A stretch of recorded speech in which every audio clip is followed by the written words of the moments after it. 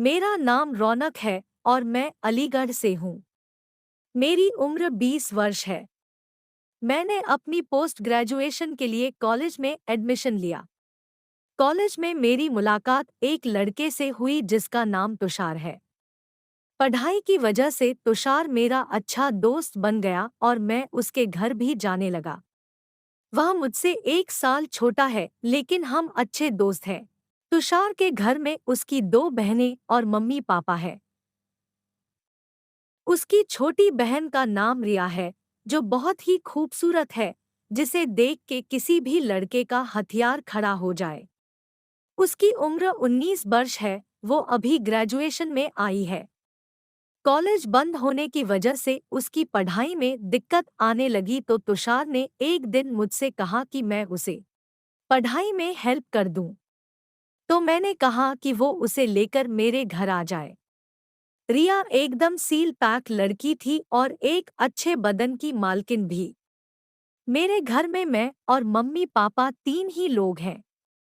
पापा civil service में हैं और मम्मी कॉलेज में प्रोफेसर हैं, तो घर में ज्यादातर मैं ही अकेला रहता हूँ। शाम को मम्मी पापा घर आते हैं। मैं अपने एग्जाम की तैयारी कर रहा हूँ तो मैंने कॉलेज जाना बंद कर दिया है। मेरे कहने पर तुषार रिया को लेकर मेरे घर आया। रिया ने काले रंग की पैंट, लाल नीले रंग की टॉप पहन रखी थी। वह बहुत ही बला की माल लग रही थी। मैं उसे देखता ही रह गया। मैंने आंटी को बुलाकर कॉफी बनवाई। आंटी हमारे घर की नौकरानी है। सुबह और शाम को घर का काम करने आती है। हम तीनों बात करने लगे। थोड़ी ही देर में आंटी कॉफी लेकर आ गई। मैंने उन दोनों को कॉफी सर्व की और खुद भी ली। फिर हम बात करने लगे। मैंने उसे उसकी पढ़ाई के बारे में पूछा और उसने भी मुझसे काफी कुछ पूछा। फिर मैंने और रिया ने फोन नंबर एक्सचेंज किए और दूसरे दिन से आने के लिए बोलकर तुषार और रिया चले गए। यह सोचकर मेरे मन में लड्डू फूटने लगे कि कल से रिया रोज मेरे पास आए। मैंने बाथरूम में जाकर उसके नाम की मुट्ठ मारी। मुझे दूसरे दिन का इंतजार था। दूसरे दिन से रिया स्कूटी से आने लगी और मेरा प्लान उसे पटा के चोदना था। 1-2 दिन में ही हम हंसी मजाक करने। रिया तुम्हारी कोई गर्लफ्रेंड है?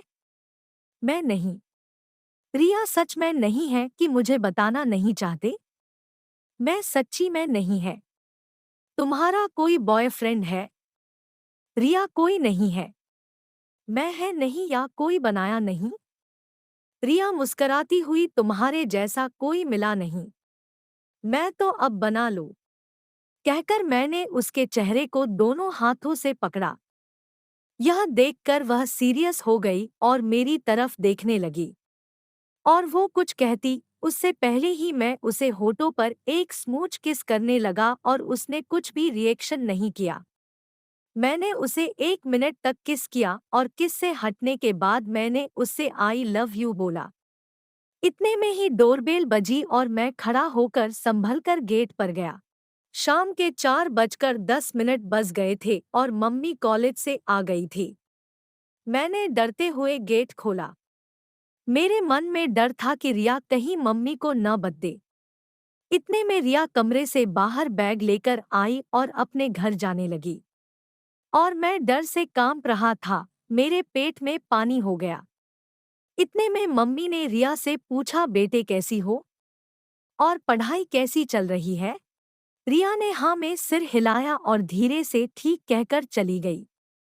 मैं नॉर्मल हुआ और फिर मम्मी से थोड़ी देर बात की। मुझे डर था कि अब रिया मेरे पास पढ़ने आएगी या नहीं। अगले दिन जब रिया नहीं आई तो मुझे लगा कि उसने अपने घर कह दिया है। उसके अगले दिन दोपहर को 1 बजे डोरबेल बजी तो मैं खोलने गया। सामने देखा तो रिया खड़ी थी।